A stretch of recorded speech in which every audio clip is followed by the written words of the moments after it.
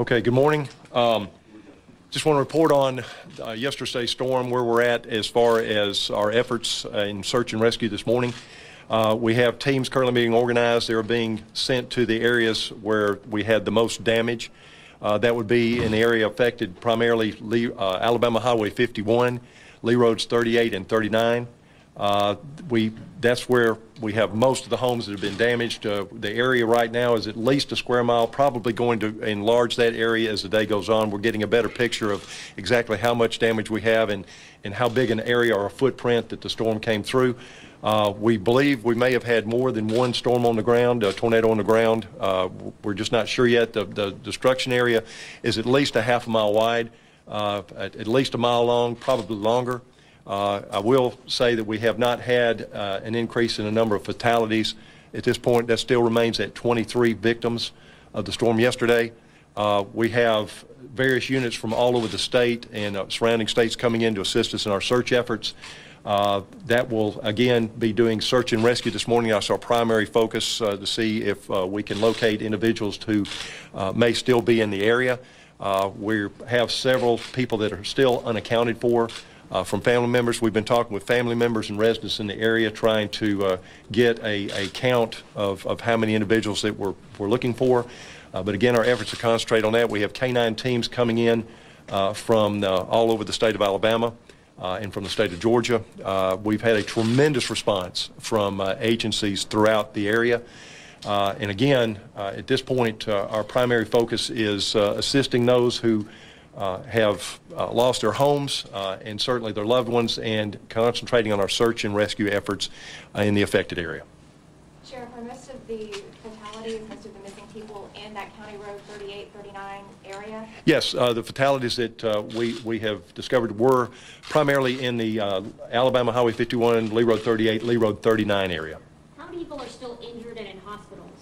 I don't have an exact number, but we do know some were transported to East Alabama Medical Center in Opelika, and we understand that some were also transported to Columbus, Georgia, to the regional medical centers in Columbus.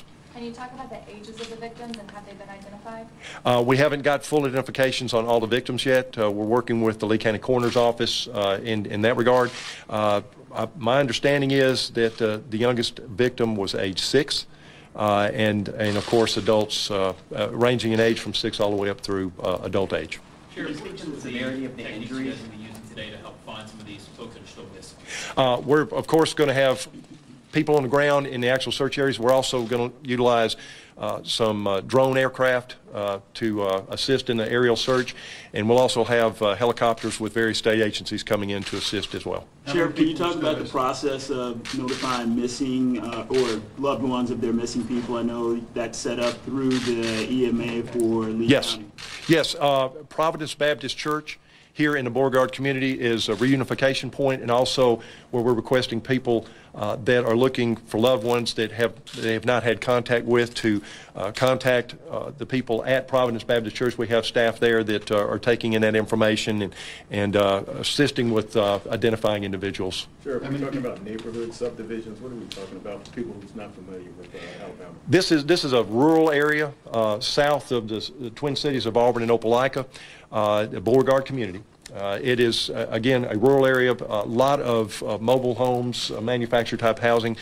Those were affected the most dramatically from the effects of the storm. I would describe the damage that we have seen in the area as catastrophic. There are simply in some locations the complete residences are gone. The debris field stretches for hundreds and hundreds of yards. We're finding materials that from one location up to half a mile away from the original point of where they were located. How many people are still missing? I don't have an exact number, but that number is up into the double digits. How many people do you think are without power? Obviously, it's fairly cold right now.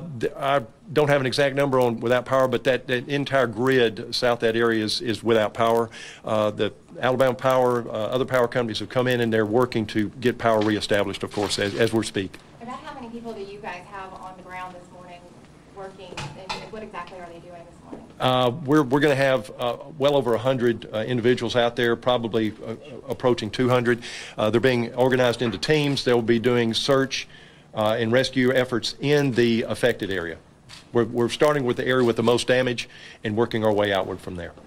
A lot of people are going to want to volunteer to help. What should they do? People are going to want to bring supplies. They're going to want to come to the area. What would you say to them?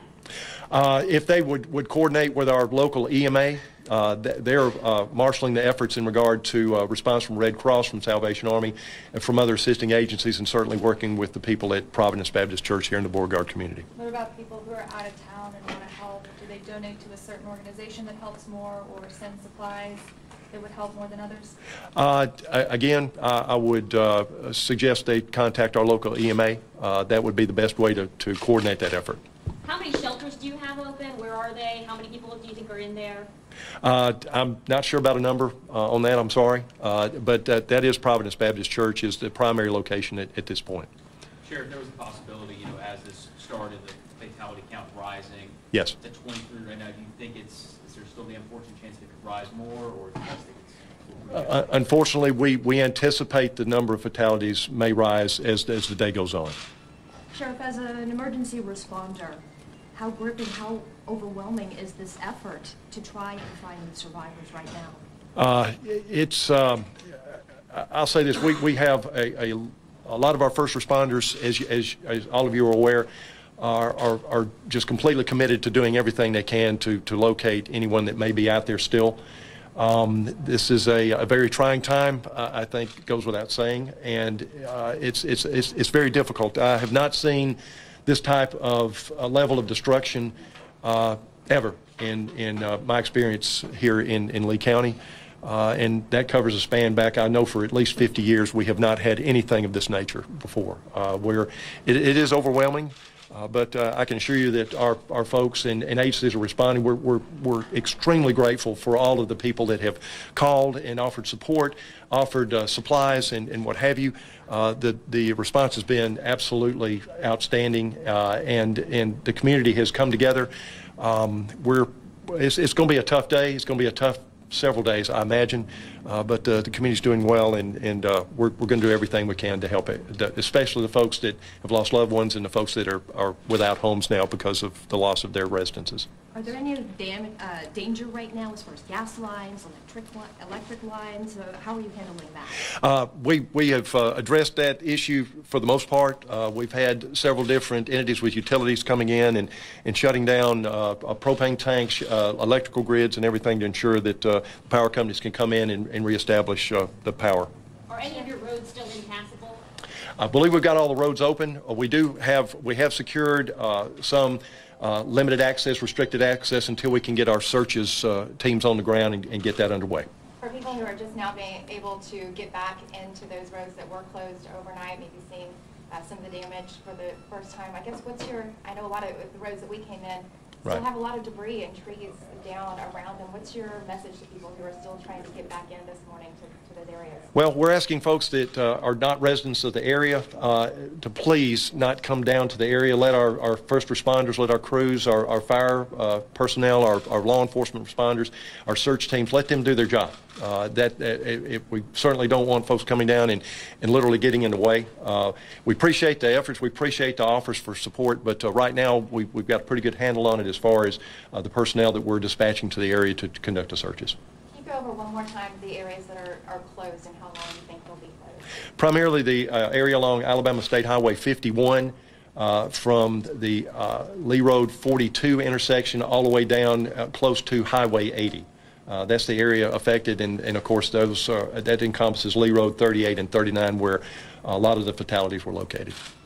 Sheriff, if you would you give a geographical location for those of us that are not from here? Is this east, north, west? What part of the county? Sure. We're located approximately 5-6 miles south of the city of Opelika, directly due south. This is a Beauregard community. And also a part of the area where we have damage is also known as, more locally, as the Watula community as well. But primarily the Beauregard community south of the city of Opelika. Sheriff, I know you said the missing people is believed to be the double digits. What would you say to those families that are still looking for a loved one? Well, first off, I'd say that we're going to do everything we can to assist them and hopefully locate these individuals. There may be the case where some folks have left and not made contact back to their families. At least we hope that's the case, and that we're able to establish that those individuals are okay. But again, we're coordinating our efforts through our emergency management agency and, of course, Providence Church, which is located to the west of our location. Share on the difficulties of identifying those victims.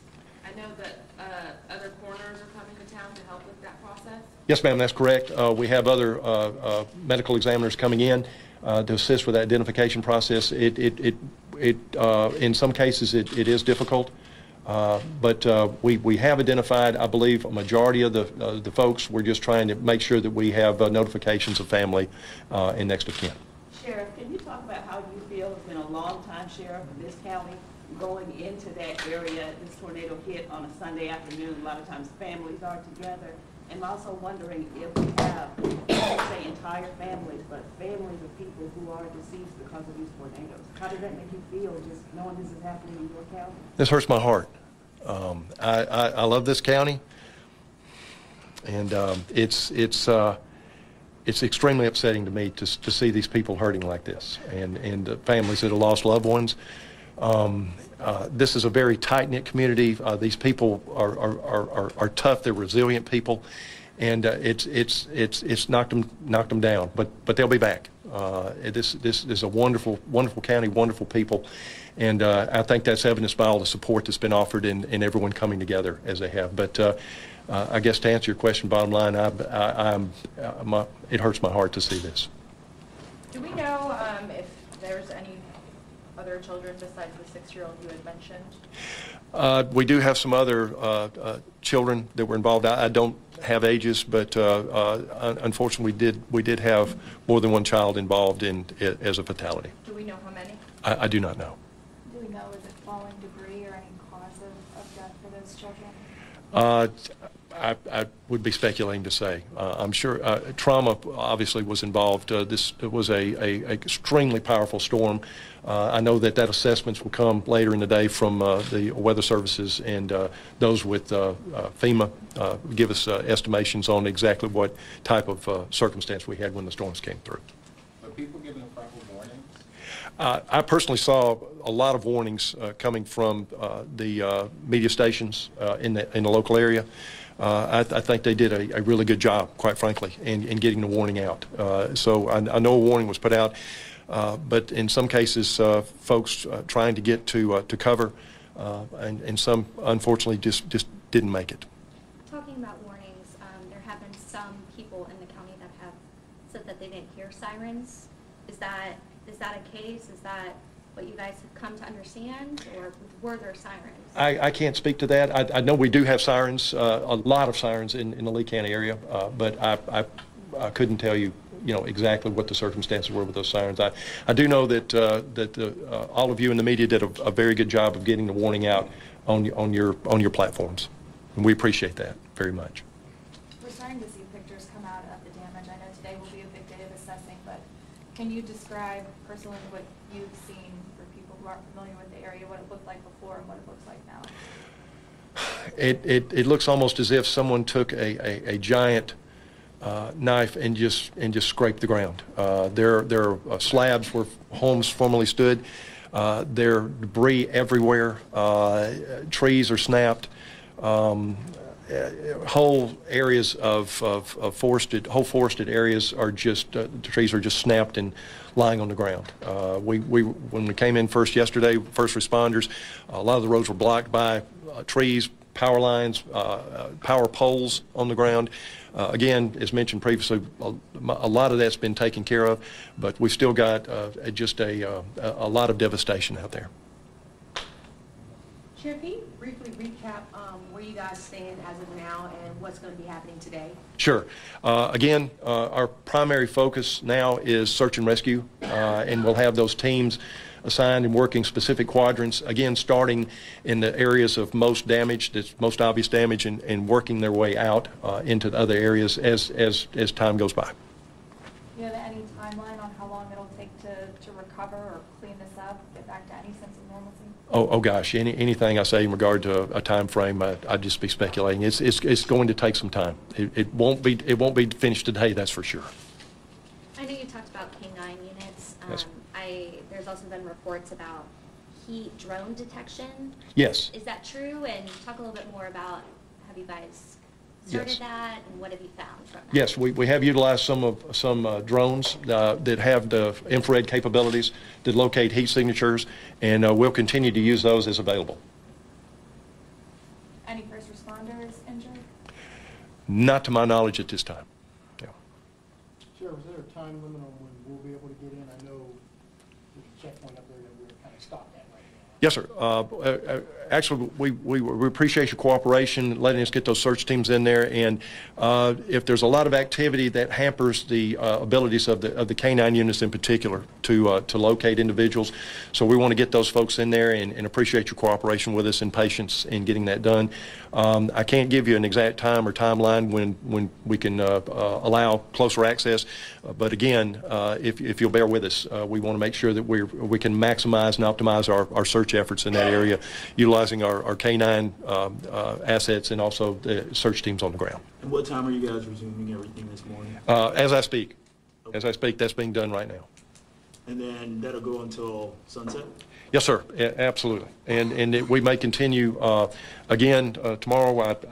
Really hard to say today. It just depends on how much ground we can cover today. And of course, if as the day goes by, hopefully we'll be able to locate and identify individuals that have been reported missing and reunite them with the families and make sure that we've accounted for the residents in the area. That's what we're looking at right now. And Sheriff, you did say that you expect the death toll to rise at this point? I would not be surprised to see that death toll increase. What time can we expect your next update? Let's see. We'll try to keep y'all updated within the next few hours. Certainly around, and again, this is subject to change, so please don't hold me exactly to it. Hopefully in the next few hours, we'll get y'all some more information. As it comes in, if we have new developments, we'll let you know immediately. Do you have an idea how many structures or homes were destroyed? Hard to say. I know I personally saw dozens in the area of maximum impact. Yeah. And Sheriff, I saw a tweet from a first responder. He said that his job yesterday was basically just getting bodies. Well, as I've mentioned before, we did recover several victims from this area, and of course that's the toughest part. Talk a little bit more about schools. When are they expected to reopen? Do you have any gauge of that? We're working closely with Superintendent Mac McCoy here with Lee County School Superintendent, and I'm going to rely on him and his staff to answer that question. So, yeah. The people who are at the hospital right now, how serious are those injuries? I do know that they had some very serious injuries. My understanding is that some were admitted and then immediately taken to, after being treated, to the intensive care units. Again, I do not have a number of these, but I know a lot of people went and were treated for a range of injuries from minor to very severe. As far as those injuries are concerned, Sheriff, were there any need to transport any beyond the immediate area? Yes, sir. My understanding is that we had, as mentioned previously, injured individuals taken to East Alabama Medical Center in Opelika and also to the medical centers in Columbus, Georgia as well. Is there anything you need that you want to put out there? At this point, I think we've got enough assets that we're utilizing initially. We may be calling for others. I've had calls from sheriffs all over the state, law enforcement, police departments offering assistance.